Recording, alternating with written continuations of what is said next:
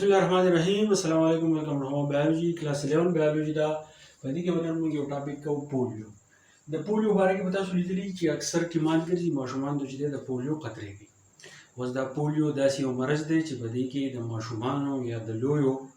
لاسونه چې دی هغه کاږه شي هغه د کار کولو قابل بیا پاتې نشي په دې کې خپې کږي شي نو د هغې د وجې نه د انسان که د ماشوم دی که دا لوی دی نو دی بیا ګرځېدی نشي نو د پولیو په باره کې مکمل تفصیل ته مثلا نه پوهه چې کله یو سړي ته پولیو وشي نو د پولیو د کنډیشن ته مونږ وایو پولیومایلایټس نو په دې باندې لږ ځان پوهه په دې پولیومایلایټس کې چې دا پولیو کوم ټکی دی نو د دې پولیو مطلب دی ګرې لکه کله چې مونږ د سپاینل کارډ کراس سیکشنل ایریا ته وګورو په هغې کې دوه ایریاز دي یو وایټ میټر دی یو ګرې میټر دی نو د دې کراس سیکشنل ایریا کې چې کوم ته چې موږ سپاینل کارډ وایو د هغې ګرې میټر کې هغه چې کوم ګرې میټر دی هغې ته موږ څه وایو هغې ته موږ وایو مطلب دا دی پولیو لکه د پولیو مینز ګرې د دې پولیو مطلب څه شو ګرې او بیا په دې کې د مای مطلب راغلی دی نو مای موږ وایو سپاینل کارډ ته او آیټس چې په هر ځای کې راځي ITIS آیټس مطلب دی انفلامیشن موږ وایو درد ته سوجن خارش او د دې پړسوب ته موږ وایو نو اوس د دې مطلب څه شو نو په سپاینل کارډ کې چې کوم ګرې میټر دی د هغې انفلامیشن چې کله وشي نو هغې کنډیشن ته موږ وایو پولیومایلایټس یا ته موږ وایو پولیو نو موږ وایرل ډیزیز چې دی هغه موږ شروع کړی دی نو د پولیو د کوم مرض چې دی نو دا د وایرس نه چې دی خورېږي د کوم وایرس نه چې دا خورېږي نو هغه وایرس ته موږ وایو پولیو وایرس اوس په دې کې څه کېږي په پولیو وایرس کې اصل کې څه کېږي موږ د ګرې میټر خبره کوو مطلب دا دی چې موږ د سپاینل کارډ خبره کوو نو چې کله موږ د سټرکچر ته وګورو نو څه کوي دا زموږ سره برین دی او دا زموږ سره سپاینل کارډ دی نو نروس سیستم موږ دوه ځای تقسیمو یو موږ سنټرل نروس سیستم وایو او بل موږ وایو پیریفرل نروس سیستم نو کوم سنټرل نروس سیستم چې دی هغه زموږ سره په برین او سپاینل کارډ باندې مشتمل دی او بل زموږ سره پیریفرل نروس سیستم چې دی هغه زموږ سره په موټر او سنسري نیورون باندې چې دی هغه مشتمل دی نو په پولیو کې زموږ سره څه شي چې دې خلک څه کوي و سپاینل کارډ چې کوم زموږ سره دی نو د دې نه نروس چې دی هغه وکړي پیریفرل نروس سیستم ما په تفصیل باندې کړی تاسو کولای شئ کلاس 12 بیالوجي پلی لیست کې نو کوم پیریفرل نروس سیستم چې دی هغه موږ دې ته وایو چې زموږ سره کوم سپاینل کارډ دی د هغې مختلف قسم نروس چې دي هغه وتل دي هغه برین ته چې دی میسج جوړي او ډیسیژن چې دی هغه جوړي نو څه چې شو نو زموږ سره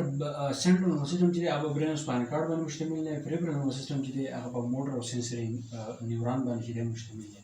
نو په پولیو کې موږ وګورو چې ګرې میټر انفلامیشن کېږي خو د هغې نه علاوه زموږ سره destruction of nerves of spinal cord or زموږ سره چې دا کوم nerves وتلي زموږ سره موټر nerves دي او زموږ سره sensory neuron دي نو دلته زموږ سره موټر nerves خبره کوي بیا د sensory neuron خبره کوي نو دا دواړه زموږ سره افیکټ کیږي او د هغې نه علاوه ګرې میټر چې دی هغه زموږ سره د هغې ډسټرکشن کیږي او د هغې نه علاوه د nerves هم ډسټرکشن کیږي دا nerves چې دي چې کله په دې کې مسله راشي نو دا نروس د ځان سره چې دی دا مکمل خراب کړي لکه د دې ځینې والا د دې ځای دا نروس چې دی یا په اخوا باندې دا تللي ځکه نروس چې دي نو دا زموږ د جسم مختلف قسم ایریاز ته چې دی دا خواره شوي دي څه چې دی سر ته تللي سترګو ته تللي خپو ته تللي د هغې نه علاوه چې دی لاسونو ته دا نروس چې دی خواره شوي دي مختلف قسم څیزونه دا کنټرول کوي میسیجونه چې دی هغه وړي نو چې کله زموږ سره دا نروس چې دی دا افیکټ شو لکه دې کې دا زموږ سره ډسټرکشن نه راغی نو د هغې نه علاوه دا نروس چې دی دا زموږ سره مکمل ختم شو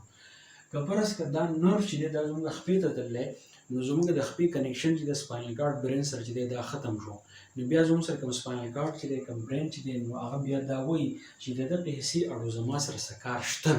نو په پولیو په اصل کې دا چل کېږي نو دا کوم نرو چې دی دا زموږ سره خرابېږي بله پکې دا خبره ده چې کوم پولیو وایرس چې زموږ سره دی نو دا زموږ سره د خولې په ذریعه باندې چې دی بدن ته ننوځي زموږ سره چې کومه مرۍ ده نو په هغې کې دا خپل کالونیز چې دی هغه ملټیپلیکیشن وکړي بیا سټمک ته ورسي د سټمک نه انټسټاین ته دا وایرس لاړ شي د وایرس نه انټسټاین نه دا وایرس چې دی بیا د بلډ سره شامل شي او د بلډ په ذریعه باندې چې دی د سپاینل کارډ ته لاړ شي او سپاینل کارډ کې زموږ سره موټر نروس چې دی هغه افیکټ ځان پوهوي دا وایرس چې دی د خولې په ذریعه باندې ننوځي ځان سټمک ته ورسوي د سټمک نه انټسټاین ته ورسوي د انټسټاین نه ځان چې دی بلډ ته ورسوي او د بلډ نه سپاینل کارډ ته لاړ شي او چې کله سپاینل کارډ ته لاړ شي نو د دې ټارګټ څه دی دا نروس دي immune response په دې کې موږ خبره کوو چې because of immune response inflammation in spinal cord occur and signal are no longer received by brain from infected nerve area. نو چې کله وایرس راغی نو ایمیون سیستم خپل ریسپانس چې دی شو کوي نو په دغه وخت کې دا چې وشي چې دا موټر نروز چې زموږ سره کوم دي دا افیکټ شي. چې کله موټر نروز افیکټ شي د دې کار دا چې مختلف قسم سینسیشن چې دی دا فیل کوي د جسم نه چې دی راځي او دا چې دی بیا برین ته وړي. نو اوس د برین او د دې نروز په منځ کې کنیکشن چې دی هغه ختم شو. نو چې کله د دې نروز او د برین په منځ کې کنیکشن ختم شو نو برین بیا دا وایي چې دغه حصې زما سره کار نشته، د دې نروز زما سره کار نشته او د کوم پارټ نه چې دا نروز راغلی د سپاینل کارډ نه دا کنیکټ شوی نو دا برین د بیا ډیسیژن کوي زما دې سره کار نشته. نو مطلب دا دی هغه ځای چې دی بېکاره پاتې شو مونږ دا ویلی شو دغه ځای چې دی فالج کړو. ټیک شو. ښه اوس دا مرض چې دی زیاتره چاته لګي دا چې دی ماشومانو ته هم لګېدی شي چلډرن اینډ ایډلټ آلسو خو دا پکې نه ده زیاتره دا ماشومانو ته کېږي خو دا پکې نه ده دا لویو ته چې دی هم لګېدی شي. د څه په ذریعه باندې ټرانسفر کېږي دا د پرنجي په ذریعه کپینګ د ټوخي په ذریعه او د هغې علاوه کنټامینیټډ واټر اینډ فوډ ویت فیسز په دې څښا اوبو نه چې دی دا هم پاس کېږي. څښا اوبو داسې پاس کېږي لکه ډک بول د دغه اوبو سره شامل شو د دې د اثر په دې اوبو کې چې دی شامل شو دا اوبه داسې ور روانې دي څه وخته پورې دا اوبه چې دی داسې بهیږي بیا چاته پته نه لګي چې په دې ګندګي کمه ده خو د دې فیسز کوم ډک بول دا اثر چې دی دا پکې ځکه دا وایرس په دغه ځای کې دی زموږ سره موجود دي ځکه چې دا انټسټاین ته هم ځان رسېږي د معدې نه چې دا انټسټاین ته ورسېږي کېدای شي لارج انټسټاین ته لاړ شي د فیسز نه بیا د اوبو سره شامل شي نو دغه اوبه چې کله سړی وڅښي نو په دې طریقه باندې هم چې دی دا جسم ته چې دی ننوځي. د اووه ورځو نه واله د 14 ورځو پورې چې دی دا د انکیوبیشن پیریډ دی. د 7 ورځو نه واله د 14 ورځو د دې انکیوبیشن پیریډ دی خپل ځان چې دی دا به خامخا چې دی شو کوي. سمپټم د دې څه دي؟ پیرالیسس مطلب دا دی چې هغه ځای چې دی فالج وي لکه زموږ سره لاسونه چې دي هغه بیا کار کوي دي خپې چې دی لاس پرې دي نو په اسانه الفاظو باندې موږ وویلی شو پیرالیسس. او بل سمپټم دا دی چې انسان چې دی هغه اکثر مري. بله په دې کې څه خبره ده چې 90 نه والا د 95% پورې دا کم پولیو چې دا دې ته موږ اسیمپټومیټک ورته وایو او د 8% پورې دې ته موږ سیمپټومیټک چې دی ورته موږ وایو. 90% کسانو چې دا پولیو وشي نو هغې ته موږ اسیمپټومیټک دی د وجې نه وایو چې کېدای شي پیرالیسس چې دی کار شي دا یقیني خبره ده. او د 8% پورې دې ته موږ سیمپټومیټک وایو دا نان پیرالیټیکي دا چې خپل سمپټم چې دا نه راښکاره کوي. اوس نان پیرالیټیک کم پولیو کم سمپټم چې دی کم چې زموږ سره نان پیرالیټیک مطلب دا چې پیرالیسس نه کاس کوي د هغې سمپټم څه دی د هغې سمپټم چې دی فلو مطلب دا دی صرف عام ساده فلو راشي دا د دې سمپټم دی بیا چې دی ختمېږي. خو پیرالیټیک فولیو زموږ سره څه دي؟ پیرالیټیک فولیو سمپټم زموږ سره دا دي چې په دې کې زموږ سره کوم مسلز دي هغه کار کوي ځکه چې مسلز چې دی هغه حرکت کولو کې مدد ورکوي. reflexes, muscle pain, spasm and floppiness. په دې کې دا چې وشي چې reflexes چې دی هغه بیا نه پیل کېږي مطلب دا دی لکه زما دا لاس فرض کړه دې ته پولیو وشو یو ګرم څه ټچ کوم یخ څه ټچ کوم د دې سینسیشن چې دی بیا ختم شي پته نه لګي. سپازم څه ته ویل کېږي او مسل چې دی کومې پټې چې دی هغه پکې درد کوي. سپازم دې ته ویل کېږي چې په دې ځای کې دغه وشي مطلب دا دی چې دې ځای کې چې دی داسې غوټې شانتې راشي موږ ته چې دی مروړ ورته موږ وایو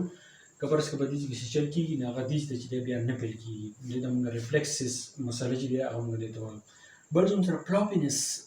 یو سمپټم پلاپینس دې ته وایي د لاسونو چې دی دا بس داسې کېږي دا نرم شي د لاس چې دی دا بیا داسې کېږي نو دې ته موږ وایو پلاپینس. پیرالیټیک پولیو چې دی بیا موږ تقسیموو په دې کې یو زموږ سره دی سپاینل پولیو او بل زموږ سره دی بولبر پولیو. سپاینل پولیو موږ دې ته وایو چې کله پولیو لاسونو او خپو ته وشي نو هغې ته موږ سپاینل پولیو وایو. او بولبر پولیو موږ څه ته وایو چې نیوران او ډایفرام مطلب زموږ چې کوم ډایفرام دی چې کله موږ ساه اخلو نو ډایفرام کوم مسل دا چل کوي دا کانټراکشن او ریلیکسیشن کوي د هغې د وجې نه زموږ کوم لنګس چې دي هغه کولاوي دي او بندېږي نو د هغې چې کوم نیوران دي نو هغه کار رپي دي نو بیا د کانټراکشن ریلیکسیشن کې چې دی بیا مسل راشي. ټیک شو. بل زموږ سره دی د دې درېیمې کټګوري دا بلبو سپاینل فولیو په دې کې دواړه سمپټم راتلی شي چې دغه دا پولیو کله چاته وشو نو د هغه به خپې هم پیرالایز شي او زموږ سره چې دی لاسونه هم پیرالایز شي او د هغې نه علاوه کوم ډایفرام چې دی نو د هغې نیوران چې دی دا به چې هم کار کوي بیا به کانټراکشن او ریلیکسیشن چې دی دا به زموږ سره نه کېږي. ټریټمنټ اینډ پریونشن د دې څه دی چې د دې لپاره چې دی ویکسین چې دی استعمالېږي خو ویکسین د دې حل نه دی که فرض کړه په ویکسین باندې دا پولیو چې دی ختم شو نو دا په دنیا کې دریم نمبر بیماري شي چې دا به په ویکسین باندې ختم شي. اونلی سمال پاکس ته یو بله ده او دا به زموږ سره چې دی دا ویکسین به دریم نمبر بیماري شي. هیټینګ پیډس ګرمي پټۍ چې دی هغه ته دي چې د وینې فلو پکې کېږي، مسل چې دی خپل ځای له راځي، خو دا ډېره چې دی مشکله ده. اوس درې ملکونه زموږ سره دي چې پاکستان، افغانستان او نایجیریا چې په دې کې دا پولیو کیسز راځي، باقي په پوره دنیا نه چې دی دا ختم شوی دی. یو شارټ سمري دی نو دا وایرس چې کله ننوځي ژر کېږي. یاد ساتئ وایرس د خوله په ذریعه باندې ننوځي، سټمک ته ځان ورسوي، انټسټاین ته لاړ شي، انټسټاین د بلډ ته لاړ شي، د بلډ نه چې دی سپاینل کارډ ته راشي او په سپاینل کارډ کې زموږ سره کوم موټر نیورانز دي هغه زموږ سره خراب کړي. نو موټر نیورانز د برین په منځ کې کنیکشن چې دی ختم شي، نو په یو ځای کې مسله راځي، نو برین بیا د وجې د دغه پیسې زما سره څه کار نشته. نو د هغې د وجې نه زموږ د لاسونو د ښو پیرالسس کېږي، د هغې نه د اواز زموږ چې کوم د لنګز نه لاندې کوم مسل چې ډایفرام دا کانټریکشن او ریلیکسیشن چې دی بیا نه کېږي. نو دا پولیو سکرین شاټ ځان والی دا ځان به وګورئ. زه امید کوم چې تاسو پوه شوي انشاءالله. مې دا وشه بل لیکچر سره ته یې ډېر مننه.